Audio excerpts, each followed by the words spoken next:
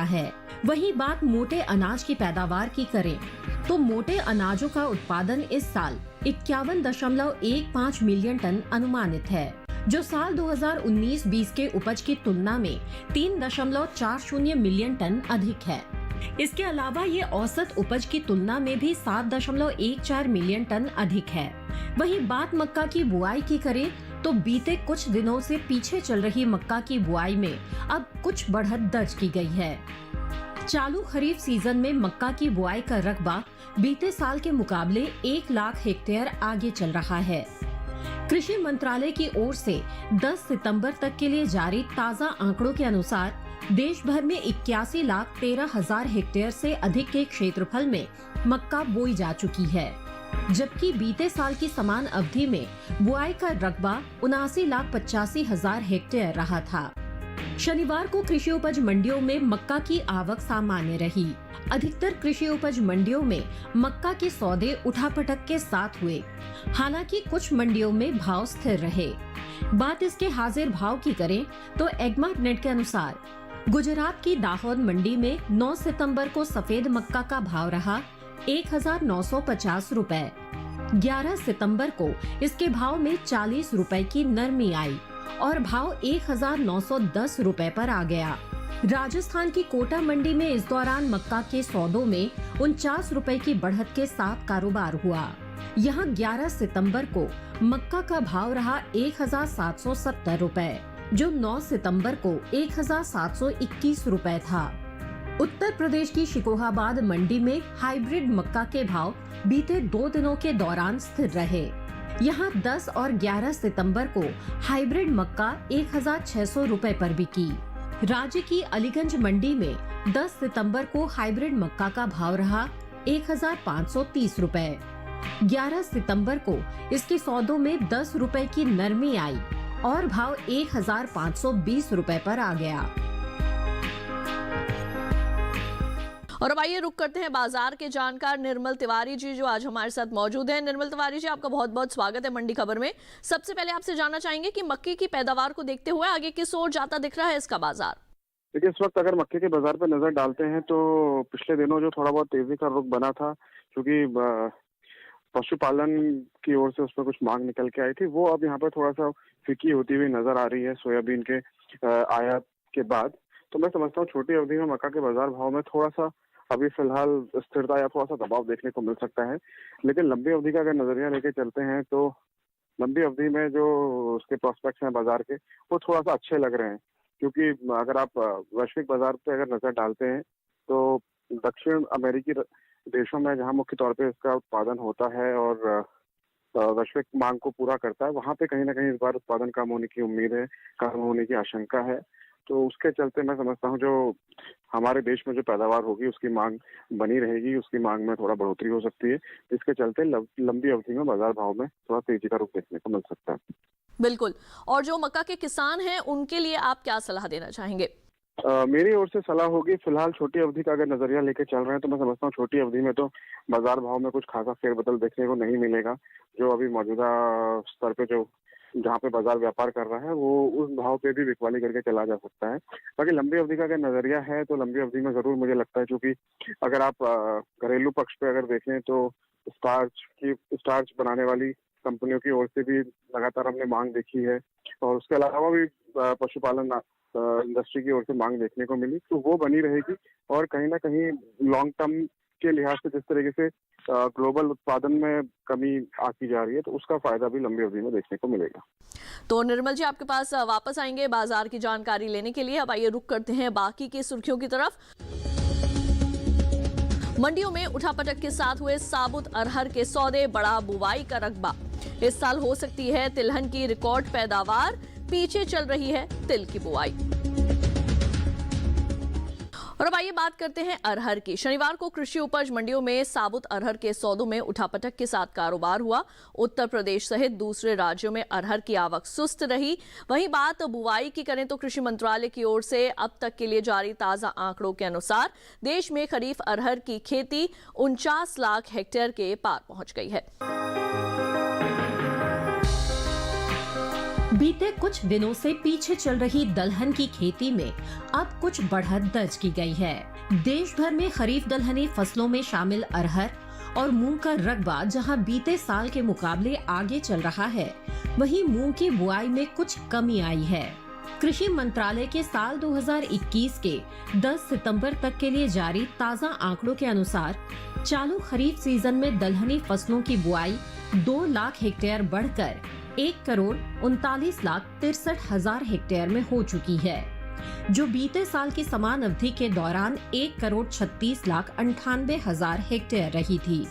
वहीं अरहर का रकबा भी बीते साल से आगे चल रहा है। कृषि मंत्रालय के साल 2021 के 10 सितंबर तक के लिए जारी ताज़ा आंकड़ों के अनुसार चालू खरीफ सीजन में अरहर की बुआई 49 लाख हेक्टेयर के पार पहुंच गई है, जो बीते साल की समान अवधि के दौरान 47,98,000 हेक्टेयर थी।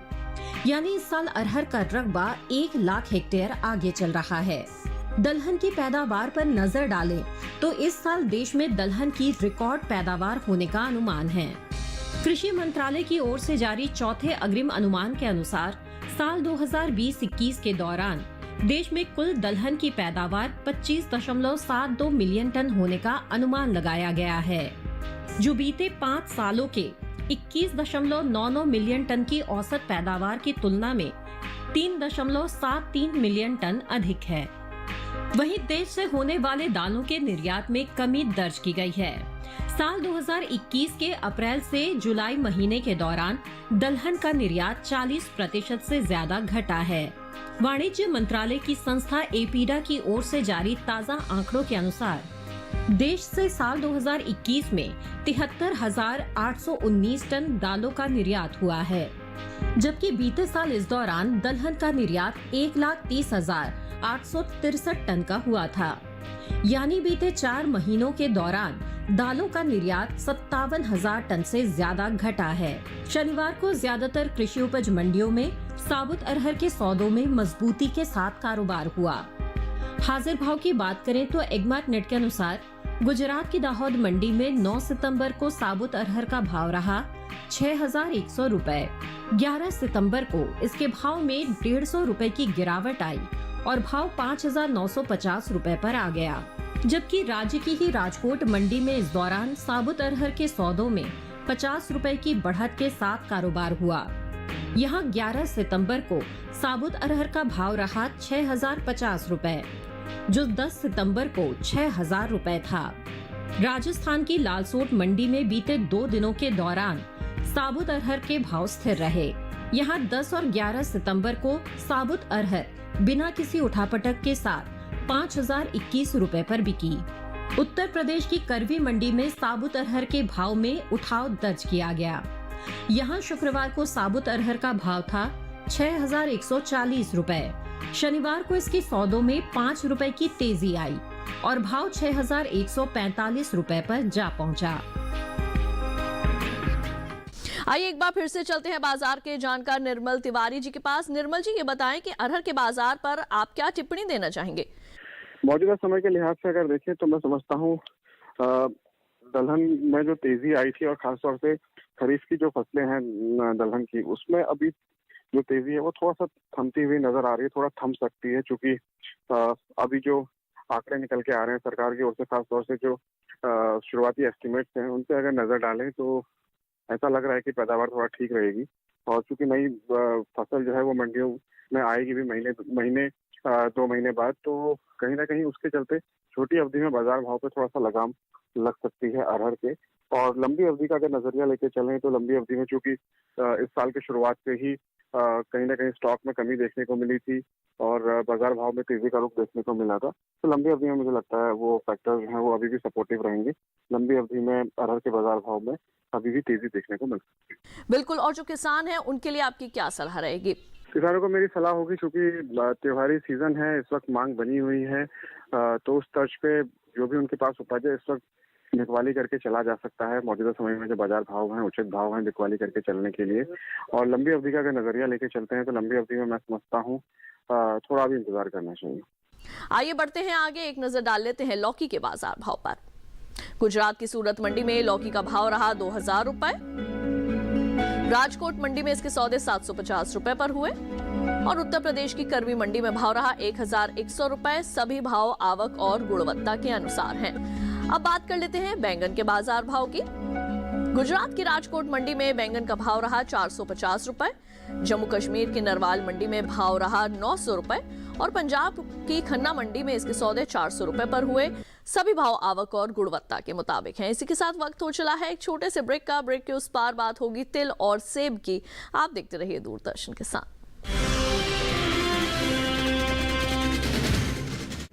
2016 में जब आप आए राज्यसभा में, क्या इसका अनुभव बिल्कुल अलग था? एक राज्य से जब आते हैं तो वो राज्य का ध्यान ही रह जाता है। आपको कितना भी अब नॉमिनेटेड प्रेसिडेंट नॉमिनी बन जाते हो, फिर भी आपके मन में वही राज्य का ध्यान। क्योंकि मैं राजनीति में आई क्यों? क्योंकि आपको वेस्ट बंगाल आई तो वेस्ट बंगाल की जनता के जीने का तरीका का सुधारना था। देखिए हमारा कार्यक्रम नेत्री, महिला सांसद और उनकी कहानियां, सिर्फ डीडी किसान पर।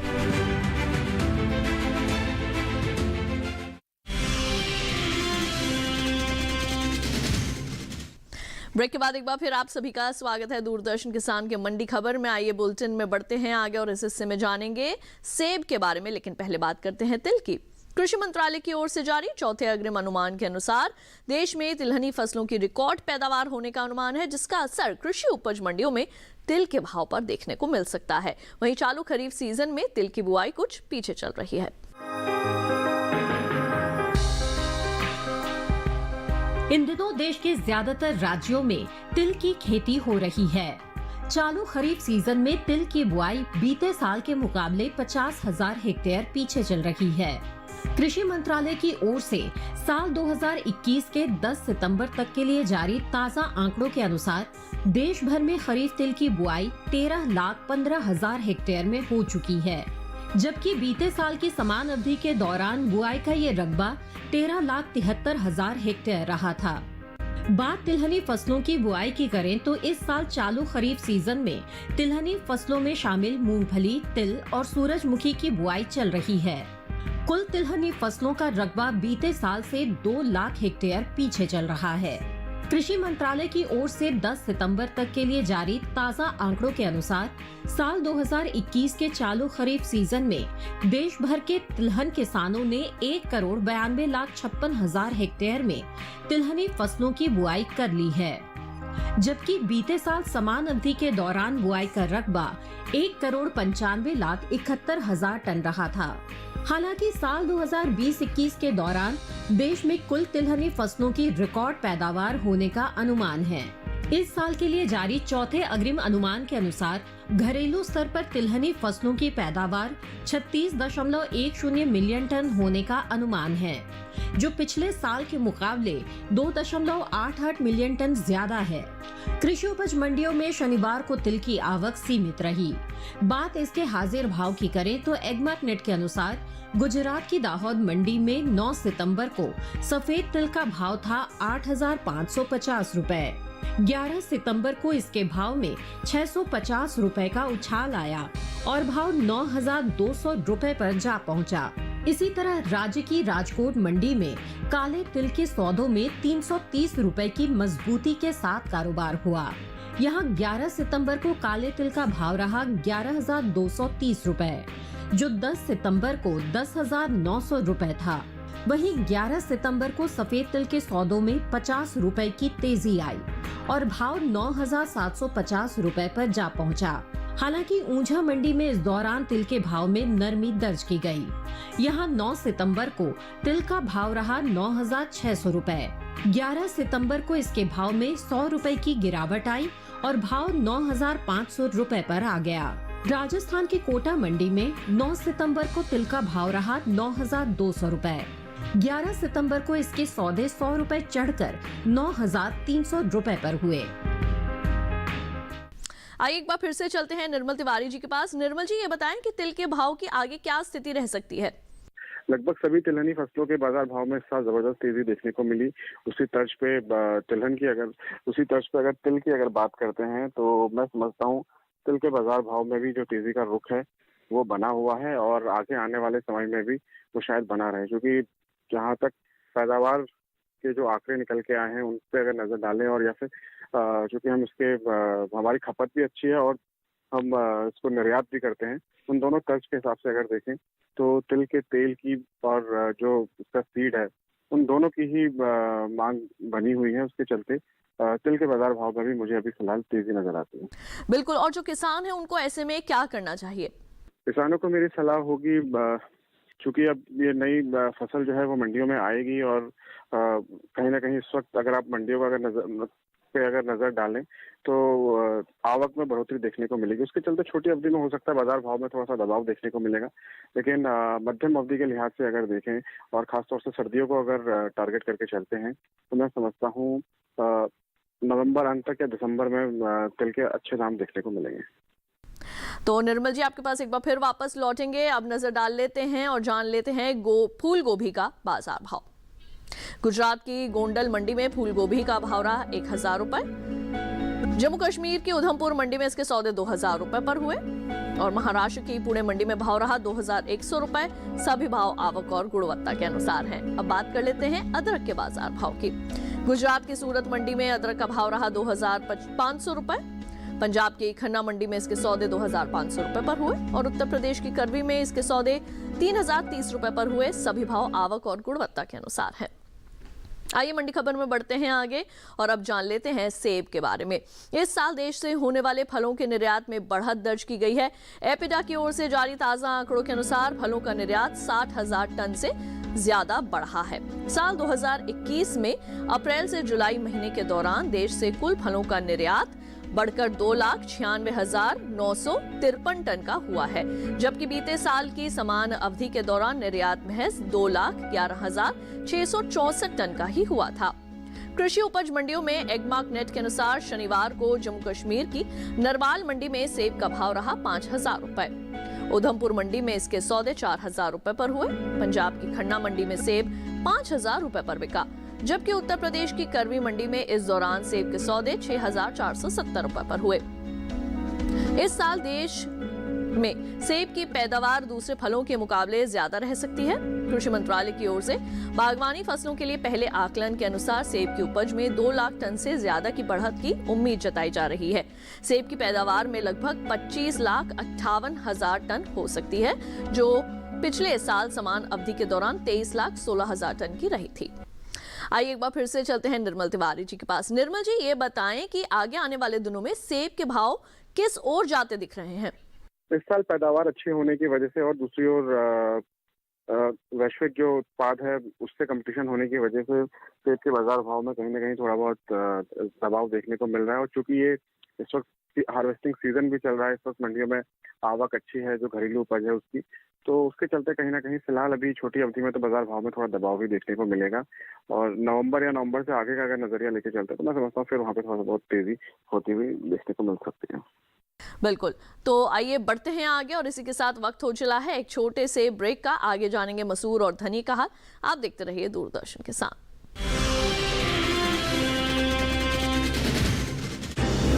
बैक्टीरिया से होने वाली एक कॉमन बीमारी जो पशुओं और पशुपालकों पर पड़ती है भारी। गाय, भैंस, भेड़, बकरी व सुअर में माल्टा ज्वर, लक्षण और बचाव। हमारी टोल फ्री नंबर है 1800-113060 और 1800-113061। अपना पशु चिकित्सक इस रविवार शाम 6:30 पर केवल दूरदर्शन किसान चैनल पर। ब्रेक के बाद एक बार फिर आप सभी का स्वागत है मंडी खबर में। अब आइए बात करते हैं मसूर की। ज्यादातर कृषि उपज मंडियों में शनिवार को मसूर की आवक सीमित रही। गिनी चुनी मंडियों में ही मसूर बिकवाली के लिए पहुंची। वहीं बात इसके हाजिर भाव की करें तो एग्मार्क नेट के अनुसार उत्तर प्रदेश की करवी मंडी में मसूर का भाव रहा 7,300 रुपए। मेहरौनी मंडी में मसूर 5,800 रुपए पर बिकी। जबकि मध्य प्रदेश की नरसिंहपुर मंडी में इस दौरान मसूर के सौदे 7,261 रुपए पर हुए। दलहन की पैदावार पर नजर डालें तो इस साल दलहन की अच्छी पैदावार हो सकती है। देश में दलहन की रिकॉर्ड पैदावार होने का अनुमान जताया गया है। कृषि मंत्रालय की ओर से जारी चौथे अग्रिम अनुमान के अनुसार साल 2020-21 के दौरान देश में कुल दलहन की पैदावार 25.72 मिलियन टन होने का अनुमान लगाया गया है, जो बीते 5 सालों में 21.99 मिलियन टन की औसत पैदावार की तुलना में 3.73 मिलियन टन अधिक है। आइए एक बार फिर से रुक कर लेते हैं बाजार के जानकार निर्मल तिवारी जी का, जो कि लगातार हमारे साथ मौजूद है और कृषि जिंसों के संबंध में दे रहे हैं कुछ विशेष जानकारियां। निर्मल जी, अब आप ये बताइए कि आगे किस ओर जो है वो जा सकते हैं मसूर के भाव? लगभग सभी दलहनी फसलों में सबसे ज्यादा तेजी मसूर में देखने को मिली थी और मौजूदा समय के लिहाज से अगर देखें तो मैं समझता हूँ ये तेजी अभी और बरकरार रहेगी। छोटी अवधि में जरूर है कि एक बार थोड़ा सा दबाव देखने को मिल सकता है, क्योंकि सरकार की ओर से रशिया से अब ये कहा जा रहा है कि कुछ मसूर का आयात किया जाएगा, जो हमारी घरेलू मांग है उसको पूरा करने के लिए। तो उसका असर छोटी अवधि में देखने को मिल सकता है, लेकिन चूंकि हमारे वहाँ पे पैदावार कम है और दूसरी ओर इस वक्त जो स्टॉक है वो स्टॉक भी कम है। नई फसल रबी की फसल है, बुआई होगी, फिर नई फसल आने में समय है। उस तर्ज पे मसूर का बाजार भाव अभी और तेज होता हुआ नजर आ रहा। बिल्कुल, और ऐसे में जो मसूर के किसान हैं उनके लिए आप क्या परामर्श देना चाहेंगे?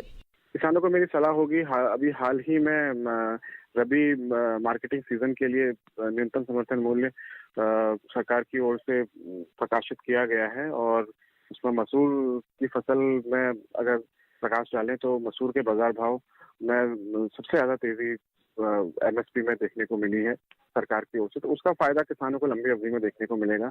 मैं समझता हूँ लंबी अवधि का अगर नजरिया लेके चलें तो थोड़ा इंतजार करके चलना चाहिए। खासतौर से छोटे किसानों को मेरी ये सलाह होगी, जो नई फसल बोएंगे, नई फसल की बुआई होगी, वो चूंकि सरकारी एजेंसियों द्वारा हर साल ही बफर स्टॉक बनाया जा रहा है, खरीदारी की जा रही है, वो प्रक्रिया साल दर साल उसमें इजाफा देखने को मिला, तो उसका फायदा उठाएं, वहां पे बेच के चलें। और छोटी अवधि में मैं समझता हूँ फिलहाल अभी थोड़ा सा इंतजार करके चलना चाहिए।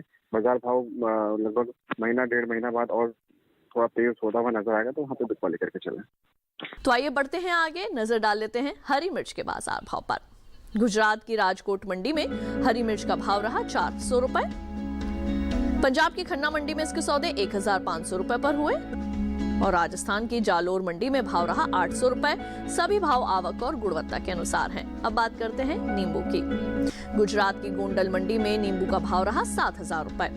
उत्तर प्रदेश की करवी मंडी में सौदे 2,760 रुपए पर हुए और पंजाब की खन्ना मंडी में भाव रहा 2,500 रुपए। सभी भाव आवक और गुणवत्ता के अनुसार हैं। अब आइए आखिर में बात कर लेते हैं धनिया की। भारतीय मसालों के निर्यात में हर साल बढ़ोतरी हुई है। साल 2020-21 के दौरान देश में मसालों के निर्यात में 30% का जोरदार इजाफा हुआ है। वहीं धनिये के निर्यात की बात करें तो देश से होने वाले धनिये के निर्यात में इस साल अच्छी बढ़त दर्ज की गई है। वित्त वर्ष 2020-21 के दौरान देश से होने वाला धनिये का निर्यात 21% से ज्यादा बढ़ा है, जिसका असर कृषि उपज मंडियों में धनिये के भाव पर पड़ सकता है। भारतीय मसाला बोर्ड के अनुसार साल 2020-21 के दौरान देश से 57,000 टन धनिये का निर्यात हुआ है, जबकि बीते साल की समान अवधि के दौरान निर्यात में 47,135 टन का ही हुआ था। ज्यादातर कृषि उपज मंडियों में शनिवार को धनिये की आवक सीमित रही। बात इसके हाजिर भाव की करें तो एगमार्क नेट के अनुसार गुजरात की राजकोट मंडी में धनिये का भाव रहा 7,280 रुपए। कर्नाटक की लक्ष्मेश्वर मंडी में इसके सौदे 7,014 रुपए पर हुए। राजस्थान की बारा मंडी में धनिया 6,650 रुपए पर बिका, जबकि राज्य की ही कोटा मंडी में इस दौरान धनिये के सौदे 6,500 रुपए पर हुए। घरेलू स्तर पर धनिये की पैदावार पर नजर डालें तो पिछले साल के मुकाबले इस साल धनिये की उपज में लगभग 20% से ज्यादा की बढ़त अनुमानित है। कृषि मंत्रालय की ओर से साल 2020-21 के लिए जारी पहले आकलन के ताजा आंकड़ों के मुताबिक देश भर में इस साल 7,20,000 टन धनिये की पैदावार होने का अनुमान है, जो बीते साल की समान अवधि के दौरान 5,92,000 टन की रही थी। आइए एक बार फिर से रुक कर लेते हैं बाजार के जानकार निर्मल तिवारी जी का। निर्मल जी, ये बताइए कि धनिया के बाजार पर आप क्या कहना चाहेंगे? पिछले लगभग 1 महीने में सभी मसालों के बाजार भाव में थोड़ा सा तेजी देखने को मिली थी। खासतौर से जीरा और धनिया की अगर बात करते हैं तो उसी तर्ज पर धनिया का बाजार भाव जो है वो लगभग 8,000 से 8,200 रुपये प्रति क्विंटल पिछले दिनों देखने को मिला। और क्योंकि बाजार भाव 8,000 के ऊपर चला गया तो कहीं ना कहीं एक साइकोलॉजिकल भाव है जिसपे अब मिलर्स को या जो निर्यातक हैं उनको ऐसा लगता है कि इस भाव पे भी बहुत ज्यादा खरीदारी नहीं करनी चाहिए, भाव उठा हुआ है।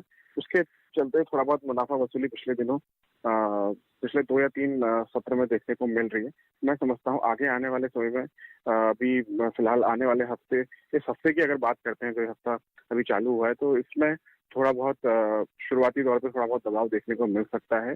और लेकिन कहीं ना कहीं जिस तरीके से मांग बनी हुई है, खासतौर से एक्सपोर्ट मांग बनी हुई है, निर्यात मांग, तो उसका फायदा जरूर मध्यम अवधि में देखने को मिलेगा।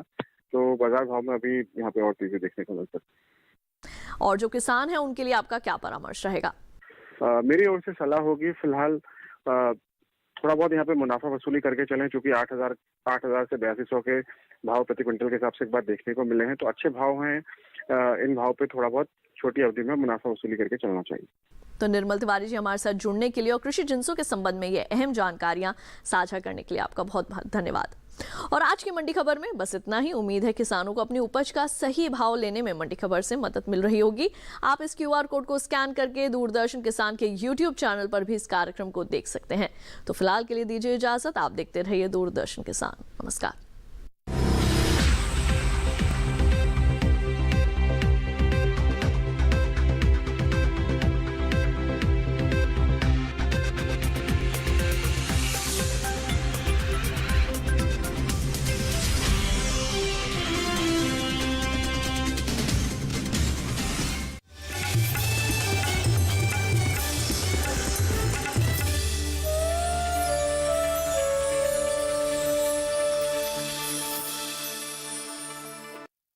अरे इसमें एहसान की क्या बात है, आप हमारे समझी हैं। हाँ? आपके बीच हमारे पैसे की क्या बात, बस वो ट्रस्ट वाली बात मत भूलिएगा। हाँ नहीं, बिल्कुल नहीं, अब तो मुझे ट्रस्ट हो गया। आज सुबह ही मुझे पता चला कि हम सब लोग कहीं बाहर जा रहे हैं। क्या?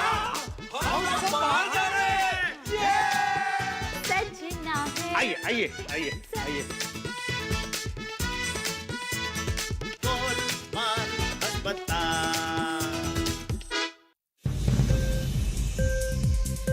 उपज के भाव ताव,